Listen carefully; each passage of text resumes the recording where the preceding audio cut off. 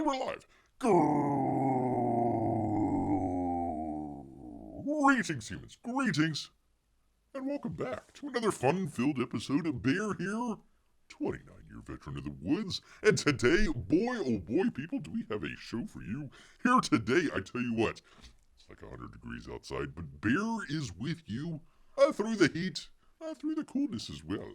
Yes, indeed. So let's go ahead get right on into it here for you people. I tell you what, I think Bear had an epiphany here just the other day. Some of us, let me see, came across something the other day. They were talking about how to describe the new left here in the United States, and kind of their thing is that it was sort of a authoritarian utopian ideal amassed behind a little bit of the sort of a classical liberal interpretation of it. So a little bit like a wolf in sheep's clothing out there. Test, is that how it works? Ask P Money. Yes, indeed. Well, actually, I've got to find. Oh, let me find it here. Ooh, 1 second here, people. Actually got the one of these days. Grr, one of these days. Finally got that thing figured out. So finally able to do that. So yeah. Anyways, Bear was just testing that along there. So anyways, all right. Where was Bear? I tell you what, people, in Epiphany. I tell you what. You could any of them out there. You could say Marxism. You could say, I don't know, Trotskyism. You could say Leninism. Even a little bit of the Stalinism out there. You know, everything all has kind of in its rubric there out there. The concept of utopia out there. You know, the sort of a shining hill out there, the shining city on the hill there. Oh, heaven on earth. The roads are paved with gold. It's all milk and honey out there. Bear would enjoy the honey out there for sure out there. But you know what? Sometimes I tell you what. I mean, the smartest people out there. If you believe in that, I tell you what, you're probably one of the smartest people to ever walk the earth. There, you know more than anybody that has probably ever walked the face of the earth here, including Bear. Including Bear out here. You're one of the smart people out there. As opposed to all the dummies out there. If we can get rid of all those dummies out there, finally we'll have utopia right here on Earth. Yes, indeed, right here on Earth. So that's kind of what Bear was thinking about here today. So Bear had a bear epiphany. That's true. That is true. So let's go ahead and get right on into it on our talk. About utopia here. Yes, indeed. You know, most channels wouldn't even touch utopia, but Bear just jumps right on into it. So let's go ahead and get right on into it here. Let me resize that so people can see. There we go. Probably should have done that beforehand, but you know what? That's why we do the show here. All right, let's get right on into it. From the drive out there, I was talking about GM Cruise wins the race to charge for driverless riders out there. So they're trying to bring out the robo-taxi. GM's Cruise is going to have a legitimate robo-taxi in San Francisco. I tell you what, if there's one place where authoritarianism meets utopianism, it would be outside of maybe North Korea or Cuba. It would be San Francisco. Yes, indeed. So they're going to have, this is about a month ago, they're going to have robo-taxis in San Francisco. Yes, indeed. From Nico Demita, how you pronounce it there. As of Thursday, June 2nd, so a little over a month ago, GM's self-driving car service Cruise has secured a permit to charge customers for driverless car rides in San Francisco. With federal regulations moving too slowly, I tell you. Self-driving services such as Cruise, Google Alphabet Inc., and Waymo have been turning slowly towards state and even city legislators to help push driverless car laws forward. What could go wrong?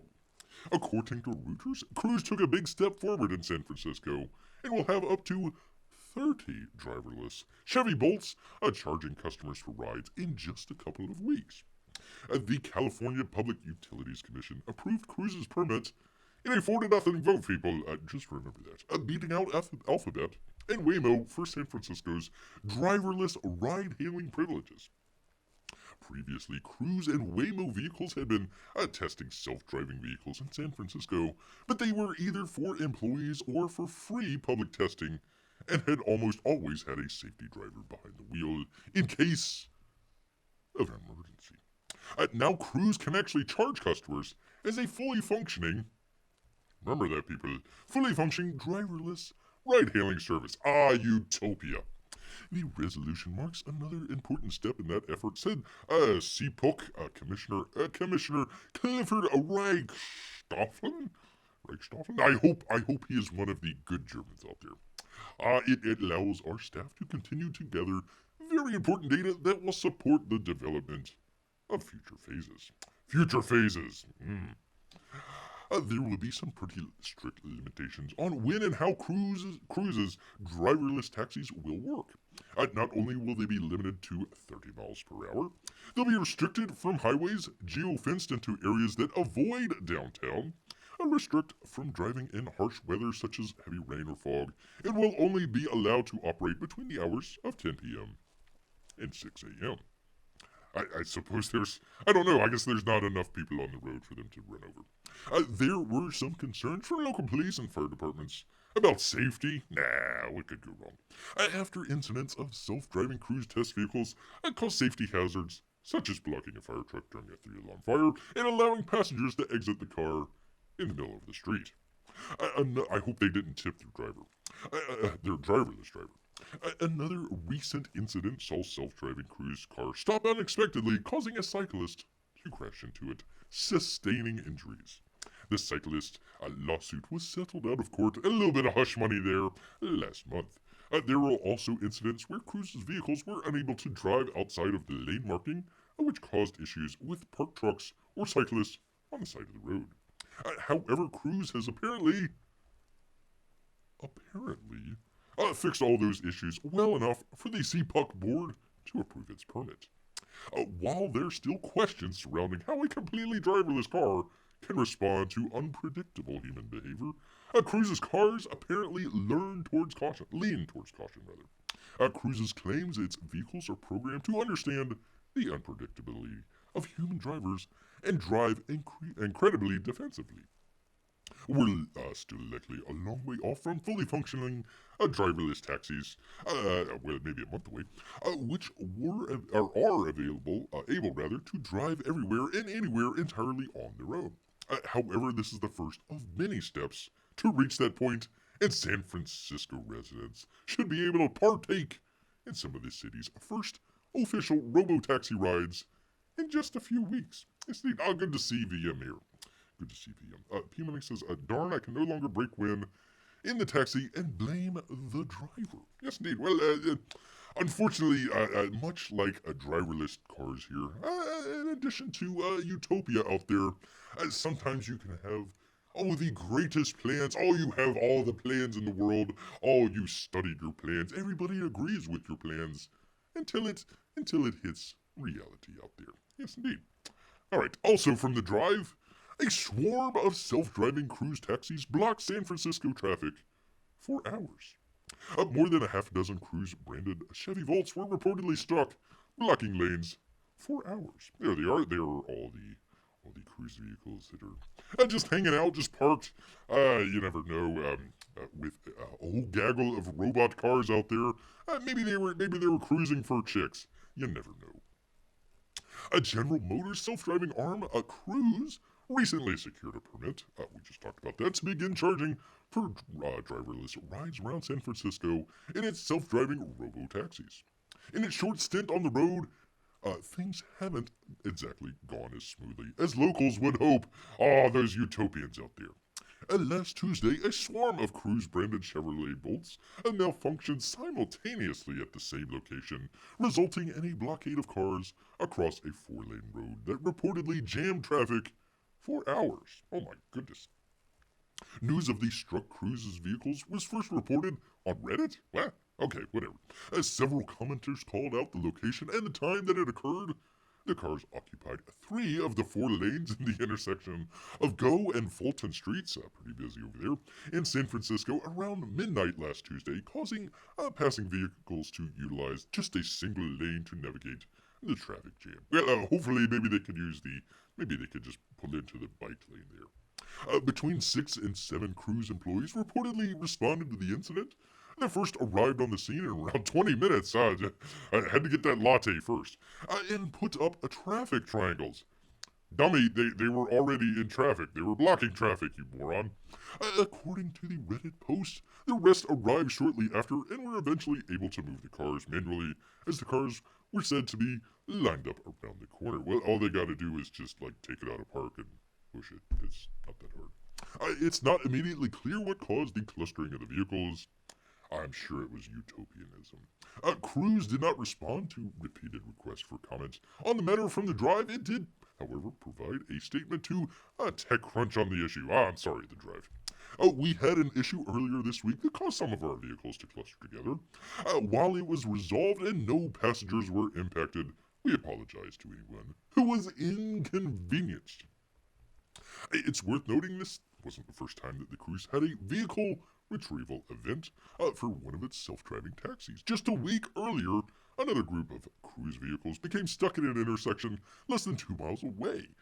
Inside one of the vehicles, the passenger-facing screens displayed a first responder hotline and notified onlookers that cars were parked until, quote, the issue was resolved. I guess he wasn't paid enough. The line on the other screen advised that an actual person was dispatched to help remedy the problem, as was the case in the most recent update. That would be funny if they sent another robo-taxi over there. That would have been funny. These robot cars are ruining my road rage, says P-Money.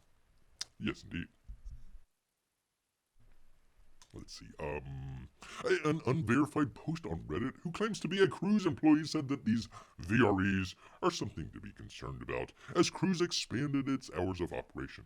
The poster called Cruise a highly chaotic environment where safety-related discussion is routinely discouraged. That's what you want in your robo-taxis. They mentioned that they have sent a letter to the CPUC outlining why these events are likely to become more frequent and how they could affect first responder vehicles like ambulances and fire trucks. Cruise has been offering free rides on select roads of San Francisco on its driverless vehicles since February. The company's agreement with the city of San Francisco, its vehicles could navigate the roadways between 10 and 5. Yeah, we read all that. It's not clear if the city of San Francisco has anticipated these kind of events, or if there will be any repercussions for Cruise vehicles violating road laws.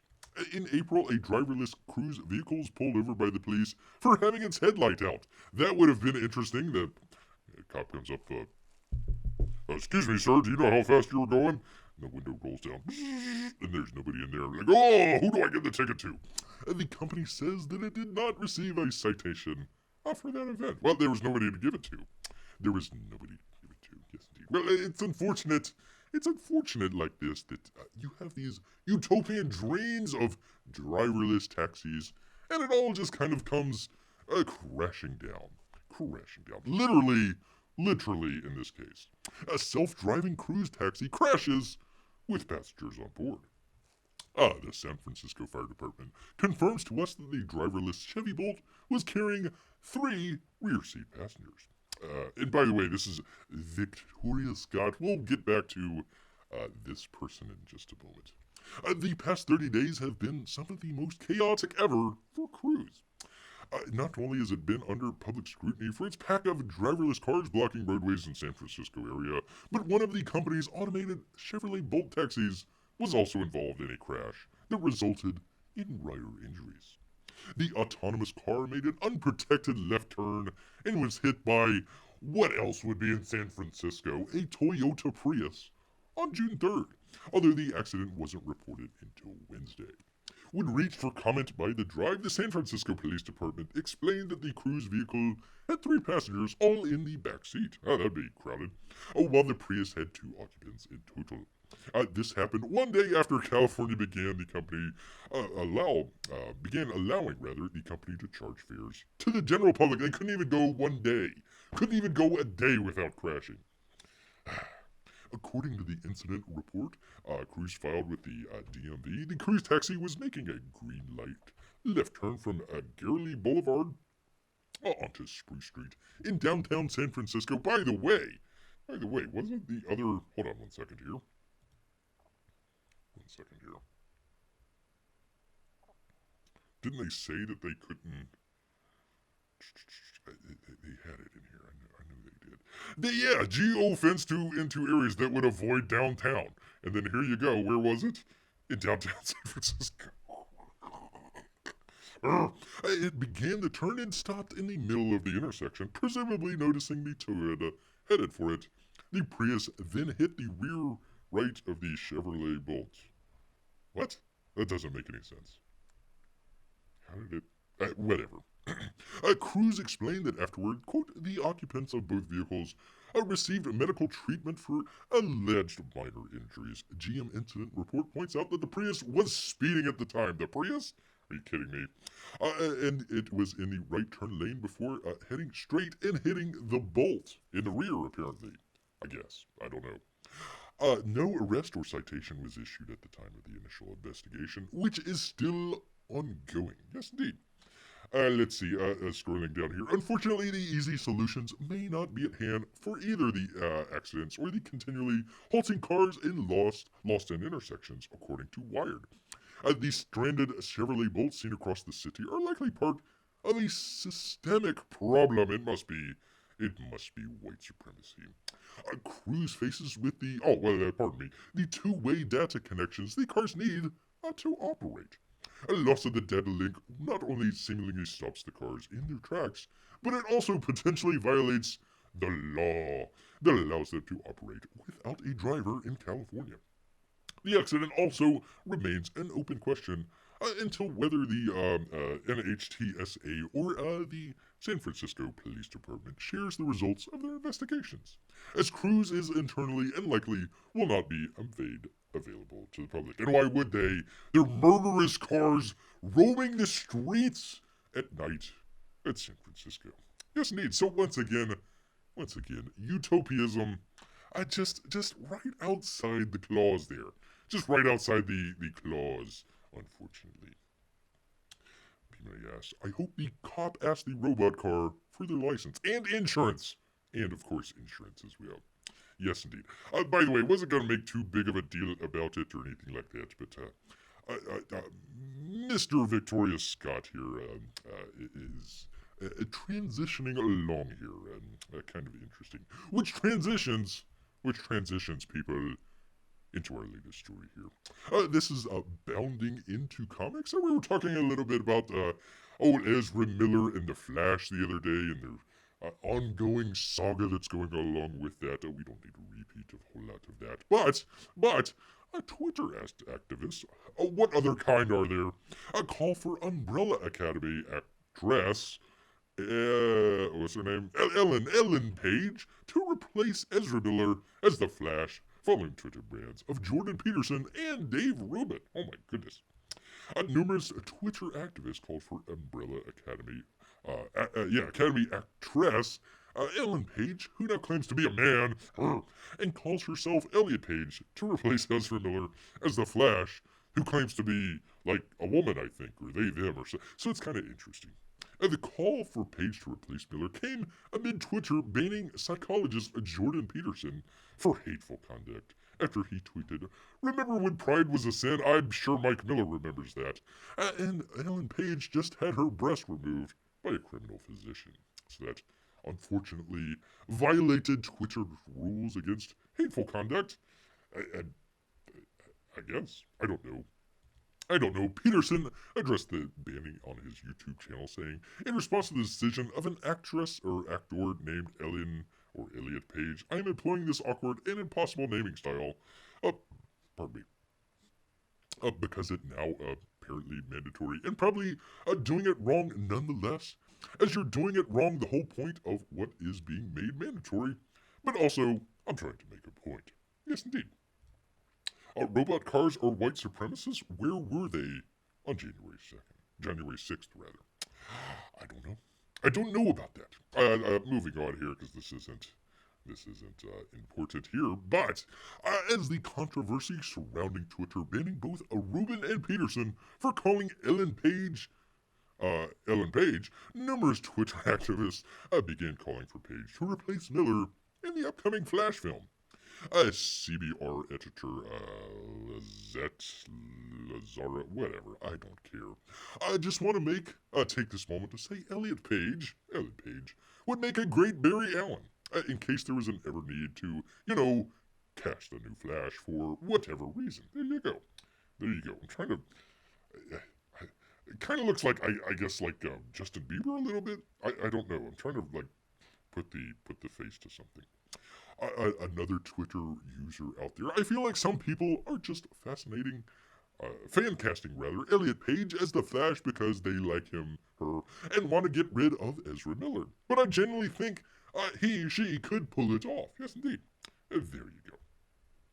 Another Twitter, genius level Twitter user out there. Elliot Page as the Flash would be so good. He's got the talent and the wits, and he's a good actor. Also, what a blast to the trans community it would be. Yes, indeed. Finally, I see Elliot Page is being suggested as the replacement for Ezra Miller for the Flash. That's a pretty good choice, I think. I think they'd be great in the role. Yes, indeed. Actually, that is actually the proper. They'll allow it. They'd. You can go with that. I think that's worthwhile. And finally, stop fan casting Elliot Page as the Flash, and start fan casting Elliot Page as Wolverine. The potential is there, and I won't be told otherwise. Well, I would say only if Ellen/Elliot Page here could grow some great mutton chops there. Or like a good mustache. I want to see Elliot Page with a very full, a very rotund mustache out there. That would be the only way that Beer would support that out there. Yes, indeed. Yes, indeed. So that was from, let me find him here, John F. Trent here. John F. Trent with Bounding Into Comics. Yes, indeed. Yes, indeed. All right, people, I tell you what. They've done it. They've finally done it, people. I don't know why. Don't know how. But they've done it. They have turned Spider-Man gay. Yes, indeed. Marvel introducing first Gay Spider-Man from Jenna Alderson at comicbook.com. Marvel Comics has developed characters that have changed the landscape of popular culture, creating costumed heroes that have helped legions of viewers feel represented and seen. Many of those characters have come from the Spider-Man related corner of the Marvel mythos, and it looks like that franchise is about to make herstory with a new LGBTQ Spider-Man.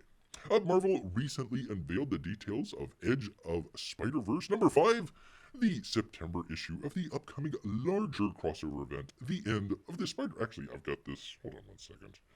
I've actually got this cover here. Where is it? There we go. There is the cover there.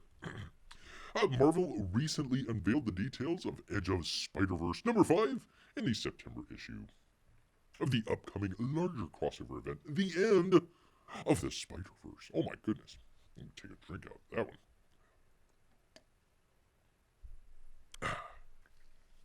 Edge of Spider-Verse has already made headlines for introducing new variations of Spider-Man in issue number 5 that will introduce Web Weaver, who is being billed as the first gay Spider-Man. They've done it, people. They've finally done it. Well, at least he looks fabulous out there. Created by Steve Fox and Chris Ancona, the Web Weaver is billed as a, quote, a not-so-mild fashion designer, oh god, at Van Dyne, who will, quote, show us a very different kind of Spider Slayer. Oh, goodness. Oh, once he gets his powers. Oh, while details surrounding Spider Slayer's civilian identity remain a mystery, Fox took to Twitter to tease that the character will be a unique step in terms of LGBTQ+++ representation. A quote, something I realized immediately when conceiving Web Weaver. That sounds like an early 90s type of, it's, how do you get on the internet? Oh, I gotta use Web Weaver.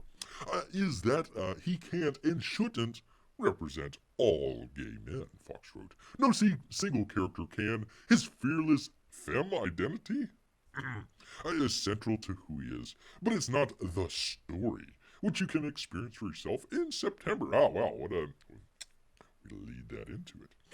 Anka also took to Twitter to share designs for WebWeaver, which you can check out somewhere on his Twitter thing. Let's see, you can find the solicitation for Edge of Spider-Verse number 5 here. Quote, 3 brand new spiders get their start here. WebWeaver, a not-so-mild, mannered fashion designer at Van Dyne, gets his spider powers and shows us a very different kind of spider slayer. A hunter spider, imagine a world where Sergei Kirchhoff got spider powers. You're not ready for the most hardcore Spider-Man yet. Both of these and Phil Lord and Christopher Miller, really. The filmmakers behind the Spider-Verse movies create a new spider just in time for the end of the Spider-Verse. Yes, indeed. There you go. So you got. Would that be? What's the trope name? Is it bringing it? It's killing your gays? Is it killing the gays? Isn't that how they call it there? So they introduce the very first gay Spider-Man, and then they kill him off right away. So there you go. There you are. Yes, indeed. All right, let me see. Be careful, Bear, what you say about this. I'd hate to read Peterson, Rubin, and Bear haven't been canceled. Well, I'm not on Twitter. Not on Twitter, so it doesn't really matter there. All right. Well, moving on from some of that, we actually have some interesting stuff here. Let me find it here. Get right to it. Where did I find it? There we go. There we go. From an interesting site here called Hollywood in Toto. Let's see. I know they've done some stuff on Comicsgate before. I believe Mike Miller wrote an article sometime back, maybe 2, for this site as well.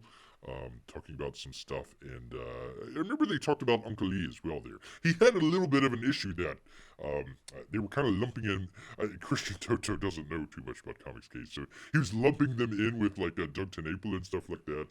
Uncle E had a little bit of a issue with that, but other than that, a very good site out there.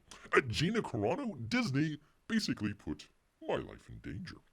The Terror on the Prairie star shreds the Mouse House cowards with Adam Carolla.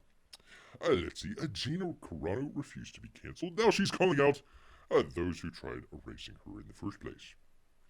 The Terror on the Prairie star dropped by the Adam Carolla show this week. Together, they pummeled the woke scolds and took on one of the biggest targets in Hollywood, a Disney. That would be Disney Inc. out there. So there you go. This is on, what is it? Binary Bins channel. What is Daily Wire? I think it's on the Daily Wire out there. I kind of wish, again, where some of like these streaming services, I think they should put some of this stuff out for general consumption. What they're trying to do is bring all the people that are, Gina Carano fans or whatever, trying to bring them onto their site, but it needs to get out more. They need to showcase that a little bit more out there. Yes, indeed. Oh, actually, I've got a. We don't need to look at that. We can look at the lovely Gina here. Here we are. Here we are. A little splattered with blood, but that's all right. That's all right. Carano and Carolla. That's a mouthful. Pounded the Mouse House for firing the actress on the flimsiest of charges. Disney dumped her from The Mandalorian over, quote, offensive social media posts. Except the posts weren't offensive, and other Disney employees have said far worse. Actually, by the way, Bear did a couple live shows kind of previous to that, but they were kind of hit and miss there. The whole incident, all that stuff with Miss Carano here, actually kind of got Bear doing the It Can't Happen Here series. Was talking about that. She was talking a little bit more about the bad Germans over there in Germany and the population over there kind of turning on some of the Jewish folks out there and all the unpleasantness that happened there. A little bit of a comparison here. Bear was doing a little bit of that with our own situation here in World War II and the poor Japanese that were rounded up as well there. So that kind of got a little bit of Bear kind of turning away from the just straight comic related stuff or straight entertainment stuff, and turning a little bit more to wider range of things, philosophy, politics, that sort of deal, that sort of stuff. So once again, thank you, Miss Corano. That was a inspiration for beer. Now it's Corano. I'm highlighting that, and you can't see it because you see the picture there. Now it's Corano's turn to fight back. The MMA star joined Corolla to dissect how Disney treated her and look at the larger cultural landscape. She's still frustrated. She's still frustrated that her tame social media message got her fired, but other stars say far worse sans repercussions. Carano doesn't call her a conservative. Call her. Let me take a drink here for crying out loud. I tell you what.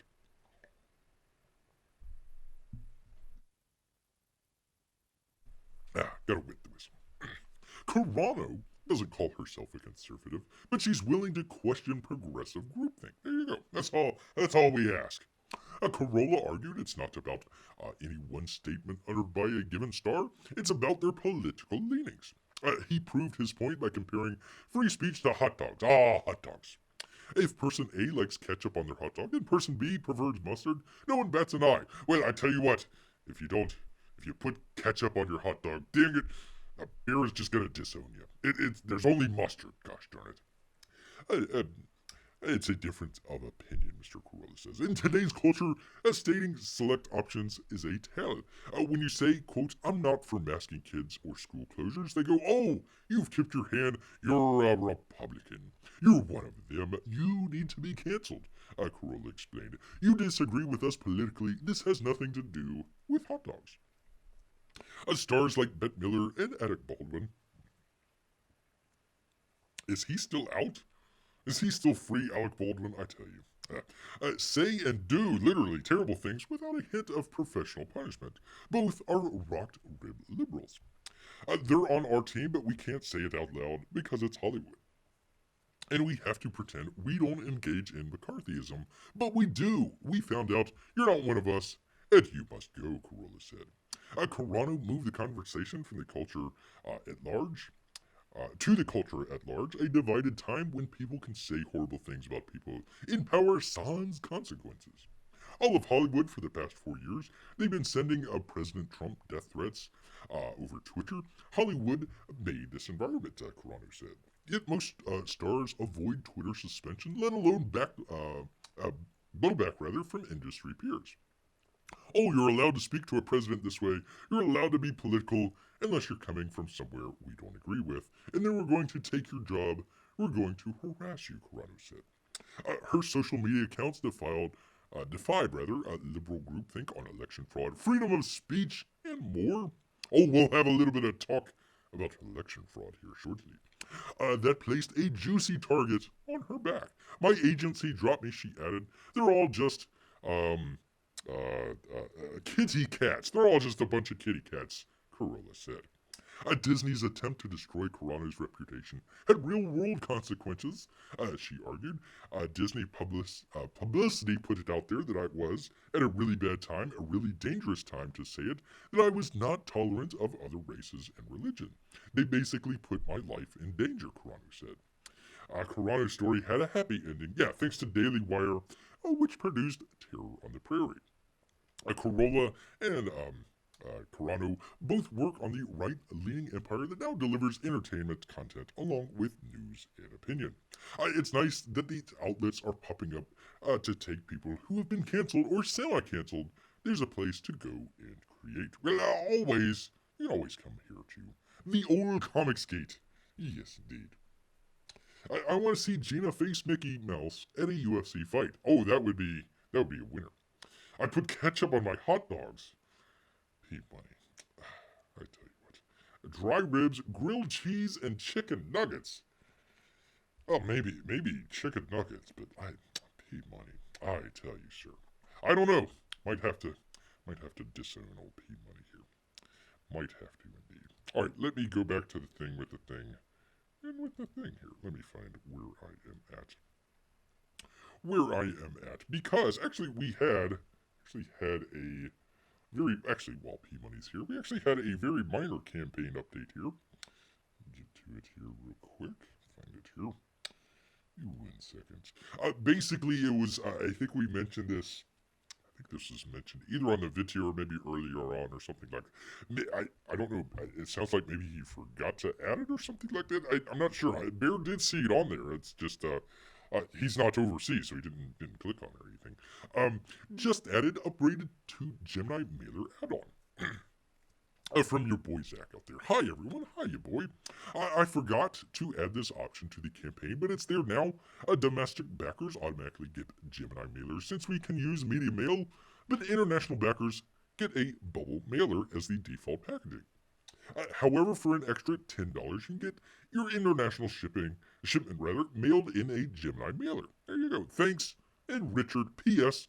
To add the Gemini mailer to your order, you need to actually refund your original order and reorder with the Gemini mailer add-on this time. Email me if you need help. So there you go. That's for international backers out there. Yes, indeed.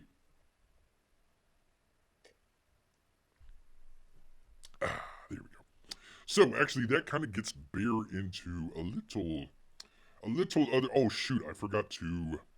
Oh gosh, I forgot to save that on there. Oh gosh darn it. Anyways, well, there wasn't really much there to talk about there. But actually, last time Bear was actually doing the show, and good old Jiminy Cricket was here, and he was saying something about they had we were talking a little bit. This is Impossible Stars, but we were also talking about the Jawbreakers book out there, and he wanted to go over and see Uncle E's.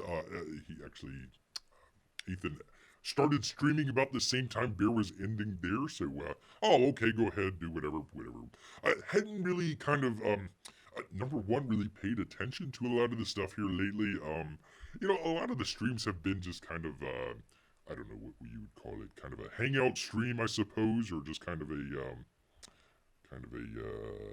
there we go. Just kind of a hangout stream for people or something like that. Different people kind of coming and going and whatnot, but not really a whole lot.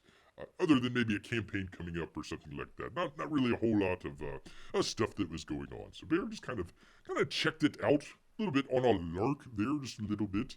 Hey, okay, what's going on? Let me see what's going on the world of EVS and everything. Apparently there was a big kerfuffle with Richard C. Meyer out there, and your boy Zach. So basically, what happened was this: Richard C. Meyer came out with a campaign where he was putting up for $1 you could get your Jawbreakers book out there. Yes, indeed. So if you got your Jawbreakers book, you were only going to get it for $1. I think. Can't remember if shipping was. I think shipping was added on to that or something like that. But a really, really great deal. The sort of thought behind that. And he was only going to do it for 24 hours. He ended up extending it. I still think it's up there. I haven't checked in quite a while. But he was going to offer that for quite some time out there for people to go ahead and check out the new book. Way to kind of bring people in, either as, like for P-Money here, oh, an apology for it being so late or something like that, or hey, maybe there's new people coming in, oh, let me check this out, but I don't want to spend $35 for a book. Oh, well, here it is for only $1. So there we go. On the flip side of that, well, let me continue with it. So, your boy Zach's kind of major distinction, besides doing the $1 offer there, was to we kind of call it a stealth campaign. He announces it on his channel. He's got however many thousands of subscribers out there, so it's not really a stealth one. Maybe under the radar there, but he just basically announced it. Hey, I've got a book coming out. Go check it out. Here's the link. Yada yada yada, and that's pretty much it. His kind of theory behind that was, well, I've done the older way before, which would be to go onto YouTube, either onto somebody else's channel or onto your own channel, do a live show for several hours to promote the opening of the book there, the opening of the campaign there, rather. Go ahead and get that done. Rah, rah, rah, everybody's around. You're going to make all this money from people, yada, yada, yada. Same thing at the very end. Same thing at the very end of the campaign. It's coming close. Go ahead and get it now. So what he was kind of doing, your boy Zach was doing, was something a little bit different, saying, okay, no, we don't need to do live shows. We can just do a sort of announcement out there, put it out there for people, and people like Uncle E was going to do a live show for him, or even like Bear, who's talking about it a little bit there. There's going to be plenty of other people out there that are. I kind of think of it as like a if we've got crowdfunding, we've got crowd promotion out there. So a number of other outlets out there that we're going to talk about Jawbreakers number 4. So hey, why do I need to come on to a live show? Why do I need to do any of that stuff when hey, I'm gonna make I think he made $100,000 in his first day or something like that. Hey, I only made $40,000 last time I did it with live stream, so I made double what I made before. So why should I do that? Well, unfortunately, that was a bee in Uncle E's bonnet there, unfortunately, because he came to a different, a man, John Malin, came to a different conclusion. Oh, no, no, no. You must go out there. You must do a live show. You must connect with your audience and everything. I got a little bit heated a little bit, but then I think Uncle E, a little bit of sort of thought process behind it, kind of absorbing some of it a little bit, basically was like, well, I've been asking this guy to come on my show multiple times. He says he doesn't want to come on, so maybe he doesn't want to come on the show. Maybe he just doesn't like to do live shows. It's not, I mean, anxiety is a thing out there for people. There's, people that are very, very they love to be in the crowd of people. Other people that don't just want to be by themselves and everything. I don't think Bear is, or I don't think your boy Zach is kind of the sort of loner aspect to it, but he's not out there, in the crowds, roaming the crowds with all the people out there. So I think your boy Zach was just kind of a very basic, hey, I don't want to do live shows anymore. I just want to do it my way, and my way seems to be working, and yada yada yada. So Uncle E was having a little bit of an issue with that. Now, very interesting, very interesting. The very next day, and I wish I had it here, I brought it up earlier. There's nothing on the webpage, there's really nothing that I could show you that have any artwork or anything like that. Probably Monday, I believe. Young Rippa out there, some of you might know, the Rippaverse out there. He kind of hangs a little bit more with the what do you call it? The Friday Night Tights crowd, the Fandom Menace crowd out there. Nothing wrong with that. There are plenty of good people out there. That's fine and whatnot. But he went to go do his campaign. Now, he still does it with the live shows. He actually was on the live show last night talking about his campaign and all that stuff. All good stuff out there. But instead of going through Indiegogo, he's actually putting it onto his own website. I don't know if that has anything to do with cutting out Indiegogo and taking a percentage of the haul in, or maybe he just wants to expand out just based on the website there and make that the sort of home and hub and everything. So now, within the 3 days, we actually have 3 different ways to do a campaign, where before we just had the one. And I think a lot of it is but in the end, it is his channel. Yeah, there you go. It is his channel. Where was I going with that? I was going somewhere with that. Dang it, P Money. I tell you what, always interrupting Bear when he's having a great thought. Anyways, 3 different ways of doing the campaign. 2 ways. Live shows. One would be on Indiegogo. One would be kind of as your own sort of deal. The other one is no live streams, but still working with the Indiegogo crowd. So you've got 3 different ways of doing it. And the best thing is, we're going to find out which one is the best and which one isn't. We're going to find out is not going through Indiegogo and doing it on your own website. Is that going to be kind of the next big thing? Is that going to move Comicsgate away? Not that Indiegogo has done anything wrong. Nothing but respect and love for Indiegogo out there. But is that going to cause some of that to kind of move on from Indiegogo into other spots? Is, for example, not that I want him to do bad or anything like that, but what would happen if Young Rippa doesn't do that well? Does it mean that, yes, of course Indiegogo is the way to go? Or Or does your boy Zach do really well? And does he say, hey, this whole live show thing, we're wasting 3, 4, however many hours on a live show, day after day. Hey, maybe that might have some sort of impact on the production of, say, a comic book out there. It might be. It might be. The great thing is, we have a range of options to find out. We don't have, like the utopians out there, the one way to do it. We've figured it out, everything. As long as it doesn't, hit reality, we've got it all figured out. It's the smartest thing ever. Or, hey, let's try a couple different things. We'll figure out if something works and something doesn't. And the stuff that doesn't work, we'll push it off to the side. And the stuff that does work, hey, we'll take it along with us there. So, very, very interesting. Kind of a very interesting way of doing it.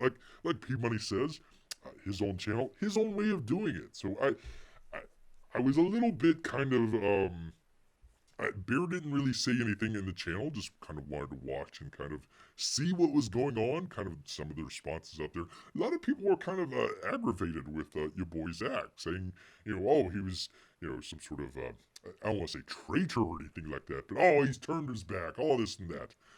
Your boy Zach has had quite a lot on his plate. Let's see, he's got Impossible Stars here. He's got Iron Sights. He's got I keep calling it Gigant. Runner. He's got.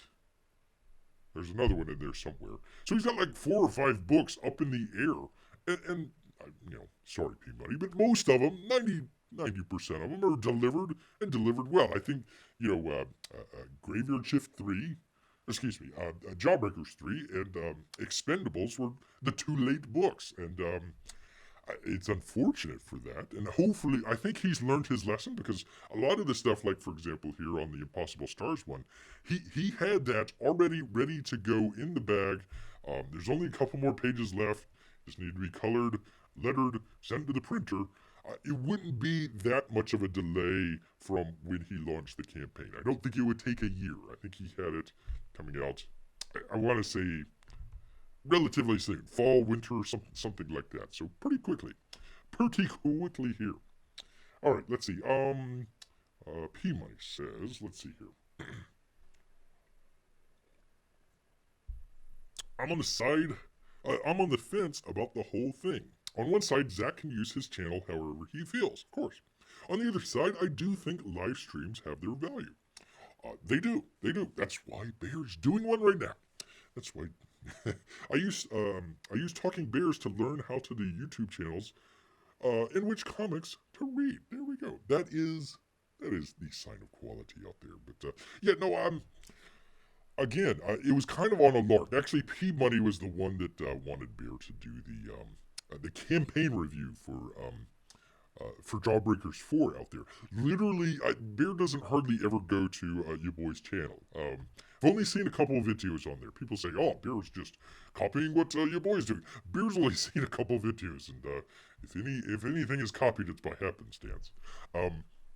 So just happened, literally like an hour before I think you made that message there, P-Buddy, literally watched the video beforehand. I was like, oh, that's an interesting thing. Maybe I'll talk about it, but I was just going to talk about the campaign. I figured, the $1 thing, it'll be too late and all this other stuff. P-Money says, no, you got to talk about it. All right, go ahead and talk about it there. So when it did that, so again, he's got sort of a crowd messaging thing. Instead of crowdfunding, now he's got a bunch of people that are talking about his books and saying, hey, it could either be good or bad, but at least it's getting out there. Oh, hey, there's a new Jawbreakers book. Let me go check it out. Oh, holy cow, it's only $1. Well, let me definitely check it out. So, I think the best way to kind of look at your boy Zach is kind of, obviously he's a writer out there, but I would say kind of the sort of editor emeritus out there for Comicsgate. Hey, this is kind of a good idea, kind of a good way to do things. Hey, this might not be a good way to do things. Sometimes the artists kind of go off on different directions, and you gotta say, hey, creatively that might be a great thought process, a great idea, but trying to do it and trying to work it out and doing all this crazy stuff, it might not work out, with the time frame that you want and everything. So maybe just reel it back a little bit and kind of, figure it out a little bit better or something like that. That's kind of the way that Bear kind of looks at it. He kind of has his kind of hands across different things. So he's not drawing the books or anything like that, but he's definitely writing the stories out there, assembling the books, doing the fulfillment, all that sort of stuff. So he kind of has a little bit different of a perspective than some of the artists out there that are just very much focused on. In other words, let me put it a different way. It's very easy to make a either video or live show with you drawing something because it's something active and it's something visual. As far as like a writer or maybe an editor or something like that, a little bit harder to be able to come up on a live stream and, oh, hey, you boy, what are you writing? And you're just sitting there typing. Oh, here's another sentence, oh, blah, blah, blah. It's not very conductive to either. I mean, it might be a little bit educational, but it definitely wouldn't be entertaining at all. So coming from kind of two different ways of doing videos, number one. Number two, I would say I don't think your boy Zach is kind of a loner or just anything like that, but I don't think he is the gregarious sort of outspoken type person that Uncle E is, and to a little bit lesser extent Malin or Cecil or something like that. So a little bit more reserved, I would say. A little bit more reserved. And again, another thing. I mean, he's had lawsuits. He's had, went on national televisions or national radio broadcasts out there to varying degrees of success out there. So maybe he feels a little bit burned about the whole publicity side, so he doesn't want to do the publicity. Hey, as long as you're reacting with the fans, that's fine. You don't need to do a live show every 2 or 3 days for 4 hours at a time, hanging out, drinking, that sort of deal. Then go make your comic, and then after you're done with the comic, then come out and hang out and have fun and stuff like that. That's what Bear would kind of, and then of course Young Rip has got his own little third thing going there. So we will find out. Kind of a very interesting thing to be a part of right now. We'll find out which one might be a little bit better of an option there. Let's see. In his defense, P-Money says, I remember when he did live streams, and often it was literally dead air. Well, maybe that's what he was. I'm assuming that's on his channel. I would assume that would be on his channel. So, look, I mean, it's nothing against anybody here. Please, we enjoy everybody here. But hey, Bear's got, a very small handful of viewers out here. It takes quite a little bit of an effort just to come up with content and trying to bring all this stuff together. It takes time. It takes work. And you say, oh, well, you've only got X amount of people watching or X amount of viewers or something like that. Is it worth it? And that sort of stuff. So, no, Bear has fun. He enjoys doing this. But you know what? If you don't enjoy doing it, maybe you might not do it all the time. Maybe you might maybe think about doing it maybe once a month or once a quarter or something like that. That would be kind of an interesting thing, instead of it being oversaturated.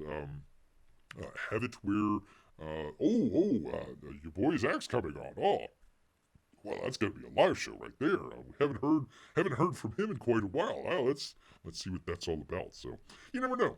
He might change his mind and decide to kind of flip it up and do it completely different. All right, let me see. That's that. All right, I had one other thing here, people. One other thing. Let me get to it. Find it here. Let's see. Should I do this one? Hey, let's go ahead and do it. What the heck? If I'm going to go down for one, I might as well go down for all of them. Might as well go down for all of them here. All right, bear with Bear for a second here as he finds the news that he's going to talk about here. There we go. From Deadline, of course, everybody here is a fan of General Hospital. Who isn't? Who is not a fan of the soaps? The stories out there. Bear stories. From Lynette Rice at Deadline here. This will make sense in just a minute. Beyond Salem star Steve Burton on General Hospital exit. You could get angry, but that's not going to get anyone anywhere. Yes, indeed. So what is he angry about? Beyond Salem may end up luring a whole new set of fans from General Hospital now that Steve Burton has joined the Days of Our Lives spinoff on the Peacock. The beloved actor, who left the ABC soap in 2021 after failing to adhere to its vaccine policy, has joined the second installment of Beyond Salem. Though GH fans certainly miss him as a Jason Morgan, Bear does, Burton couldn't be more thrilled about reprising his role as Harris Michaels, a dual character he originated in 1980, all the way back in 1988, and is now reprising for Beyond Salem starting Monday. Oh, we'll all be there, people, won't we? New episodes will drop each day through next Friday. Look, it's the circumstances of his GH departure was tough, and that's just the way it is, Burton tells Deadline. I'll always be grateful for my time there. It was my family for so long. I grew up there, and the fans have always been awesome to me. But again, some doors shut and others door open, and here we are in Beyond Salem. Wow. Wow indeed. Wow indeed. So they have a little bit of a back and forth. Bear has the link if you want to check out all the General Hospital stuff. I know Bear does, but let's just scroll down here real quickly here because the meat of the issue here. Oh, the daytime genre couldn't be stronger than right now. I tell you what. Anyways, the last 2 years, says Deadline, were scary for folks during the pandemic. Has the vaccination rules relaxed in daytime? She asked. He, she, they, whatever. Whatever you believe or not believe about the Wu flu, there has to be protocols in place. At General Hospital, we're having great success. Everybody was social distancing, masking. It was the same thing at Days. And they can take the test there, which is smart. And every day when you go in, it hasn't been relaxed. And I don't think it should be for a little while. And of course they add, note, Burton declined to reveal his vaccination status. Well, two can play at that game. Lynette Rice, note, Lynette Rice has not provided her STD status to Deadline. Yes, indeed. Note that. Two can play at that game. Was it hard having your personal choices about vaccines out there in public when it was revealed how and why you left General Hospital? Burton says, no, not really, because I'm a public figure, and that's just how life is. It was my belief, and I stuck to it, and I knew it was going to be that way. I knew some people would agree with it, and some people wouldn't agree with it. It's a personal choice, and that's what I had to do. My body, my choice. GH was a huge part of my life, and I'm so grateful for the opportunity there, and the people there. I just don't have anything bad to say. It was a handshake. Hey, it doesn't work for you, it doesn't work for me. Okay, great, awesome. That was it, and that's okay. In life, it's perspective, right? It's how you choose to handle it. We all have a choice in how to handle things. Gosh, I still hope so. You could get angry and pissed off and badmouth people and take the low road, and that's not going to get anyone, anywhere, ever. I am truly grateful, and I work from that.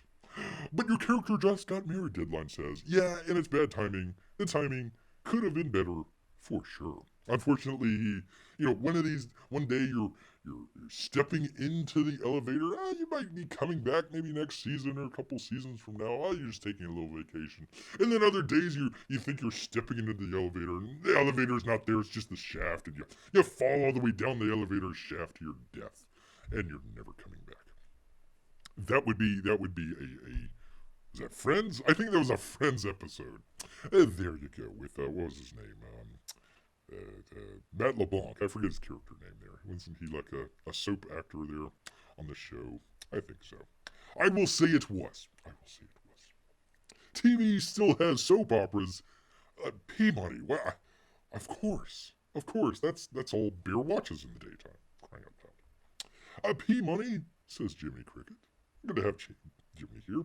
How many times has the Comic Bear feed gone out during this live stream? I hope none. Let's see. I have only 2,220 drop frames, so that's only 2%. Not bad. It was supposed to be raining, and it's not, so go figure on that one. Go figure. All right, in another one last. I told you so, people. I told you so. And look, if Bear's gonna go down, Bear's gonna go down for the whole vaccine thing. He might as well go down for the whole enchilada here. I think we kind of remember some of our friends over there at the what was it called? The Cybersecurity and Information something or other. They were going to be the disinformation board. Old Nina out there. Remember old Nina? Where's Nina? Hold on. Let me find her here. Where is she here? There's Nina. There is Nina. Good old Nina out there. The whole Disinformation Governance Board was going to be underneath that organization here. Well, they just came out with something the other day that you people might want to check out here. From a great website if you want to check it out. It's called Deep Capture. Patrick Byrne, I think he was the Overstock fella there. Patrick Byrne was right again, and also Bear. He says, well, not really. The actual title of the, pardon me, people, this is going to get a little bit in the weeds here, but that's all right. Of the actual DHS report is rather prosaic. Cybersecurity Infrastructure Security Agency. There we go. That was the Disinformation Governance Board, folks here. So they're talking about just a minor vulnerability affecting Dominion voting systems and ImageCast X. It was issued on June 3rd, 2022, and it acknowledges that our good friends at the Dominion voting systems have 9 major security vulnerabilities that make them inappropriate for use without remedy. The 9 vulnerabilities are an attacker could leverage this vulnerability to install malicious code, which could also be spread over other vulnerable ImageCast devices via removable media. No biggie. An attacker could leverage this vulnerability to disguise malicious applications on advice, which could be leveraged by an attacker to gain elevated privileges on advice and or install malicious code. No worries. An attacker could leverage this vulnerability to escalate privileges on advice and or install malicious code. An attacker could leverage this vulnerability to spread malicious code to ImageCast X devices from the EMS. An attacker could leverage this vulnerability to escalate privileges on a device and or install malicious code. An attacker with physical access may use this to gain administrative privileges on a device and install malicious code or perform arbitrary administrative actions. An attacker could leverage this vulnerability to gain access to sensitive information and perform privileged actions potentially affecting other election equipment. And finally, no biggie, an attacker could leverage this vulnerability to print an arbitrary number of ballots without authorization. Oh, golly. By the way, this is from the Cybersecurity Infrastructure Security Agency, just so the good folks at Google know where Beer's coming from. According to the CISA, the vulnerabilities have had cases open at the National Institute of Standards and Technology where they are all awaiting analysis. I'm sure probably sometime at 2023, maybe 2025. The DHS asserts that exploitation of these vulnerabilities would require physical access to the individual devices, access to the election management system, or the ability to modify files before they are uploaded to the devices. In other words, exploiting these vulnerabilities would require someone to stand near or hack into the machines. So the DHS has explained that these systems have 9 remarkable vulnerabilities which can allow a hacker to visit the parade of evils. That was a great parade. Upon election systems listed above, and has explained that NIST has each vulnerability under analysis, and until then can only advise the clever remedy of don't let anyone stand near or hack into an election machine. And of the past, the DHS CISA will now only say while these vulnerabilities present risk that should be migrated as soon as possible. No hurry. They have no evidence that these vulnerabilities have been exploited in any elections. Well, if you have administrative access, you can go in there and you can change all that stuff where there would be No evidence. He says, call me a stickler, but that's a far cry from the most secure election in history, which is how 18 months ago the DHS described the election of November 2020. Gosh, what happened then? I seem to remember something about that. I congratulate the DHS for having reached an understanding that was my own on approximately October 30th of 2020. So there you go. He goes on here. I'm not going to get into all of... Holy cow. Holy moly. How long is this? Ah, there we go. Anyways, you can go and check. You can go check that out. So very cool. Very interesting indeed. So there you go. There you are, people. No biggie. No biggie at all. No biggie at all. All right, let me get back here. Let me get back here to the regular chat. The regular chat and whatever people have to say. Oh, whatever happened to doing votes with a pencil and paper? A big paper out there just controlling everything. P-Money says, too easy to track. Too easy to track indeed. I once again blame Canada for Dominion voting services out there. How dare you? How dare you? Once again, I tell you what. Well, it's kind of hit or miss. I mean, that is why. I mean, look, Bear did want to get rid of that pesky Second Amendment. So, he did. I mean, I voted for old Biden out there multiple times out there. So, you got to kind of outweigh the good with the bad. I mean, sure, gas is $5 a gallon, but they're going to get rid of guns. So I think that's a fair trade-off there. War in Ukraine and no guns here at home. I think that works out for Bear. That works out for Bear completely. Yes, indeed. Yes, indeed. I have no signal here. All right. Oh, there it's back. Okay. Oh, for crying out loud. All right. Well, I tell you what. Jiminy Cricket comes in here.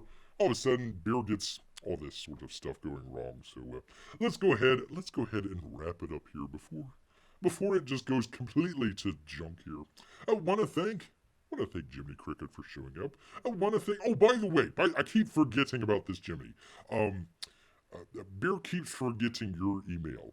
Wants to send you an email here. So down in the description is Bear's email at the Proton Mail.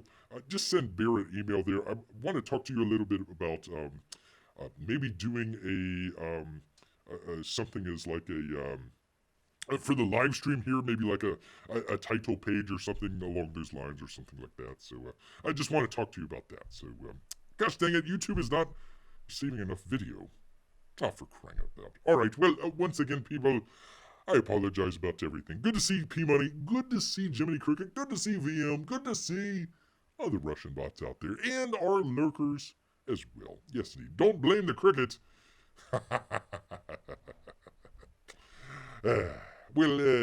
It came back. It came back for a moment, but I'm not going to tempt fate. Bear won't tempt fate. He's going to head out here. Once again, thank you, everybody. Bear's going to head back into the woods. So until next time, grrr.